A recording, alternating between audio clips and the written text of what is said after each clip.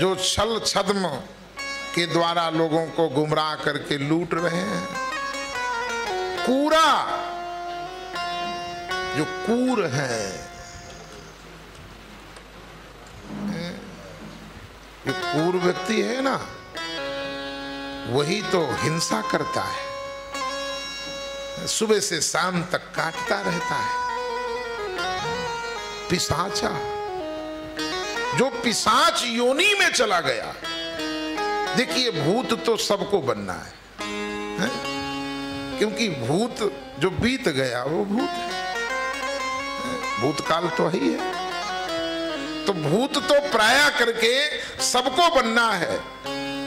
और जो मृतक मरता है ना, वो 16 दिन का जो अंतराल होता है, उसमें उसकी संज्ञा भूत संज्ञा होती है। कुछ लोग साधक भी बोलते हैं, ऐसा गरुड़ पुराण में लिखा है।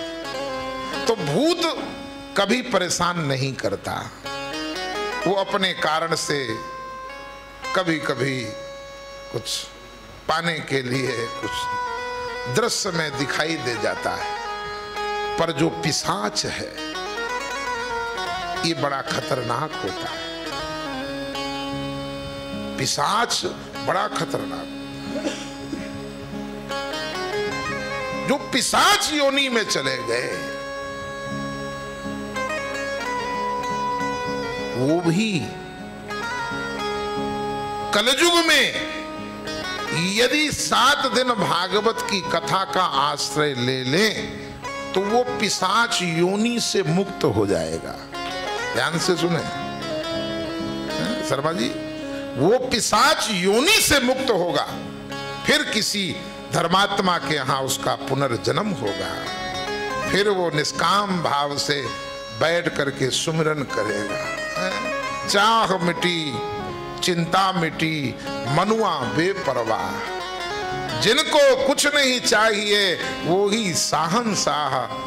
हमारे तापड़िया जी बैठे, कोई मतलब नहीं। जिसको सोचना है सोचो, को करना है करो, क्योंकि मेरा सुमिरन हरि करे, अब मैं पाया बिसरा।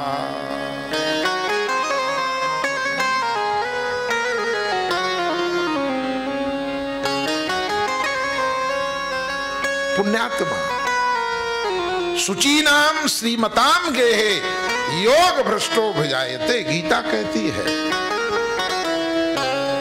तो कूरा पिशाचा यानी जो चले गए हैं और बार बार सपना देते हैं।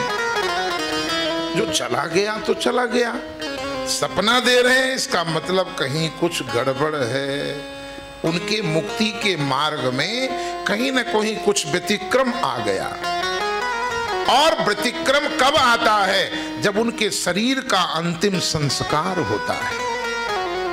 कितनी बड़ी बात है, कितना बड़ा महापुरुष क्यों ना हो, जीवन भर भजन किया और यदि उसके शरीर की अंतिम क्रिया यदि व्यवस्थित नहीं हुई तो बड़े बड़े महापुरुषों को भी भटकते देखा गया है। इस शरीर के द्वारा ही मोक्ष का साधन निर्धारित होगा साहब।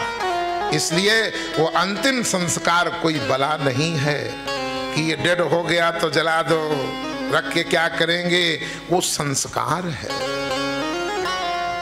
उसके द्वारा ही उसका मोक्ष मार्ग प्रशस्त होगा। इसलिए अंतिम संस्कार किसी का भी हो उसे विधि पूर्वक करना चाहिए। उसमें यदि त्रुटि रह गई तो फिर जीवन भर पछताना होगा।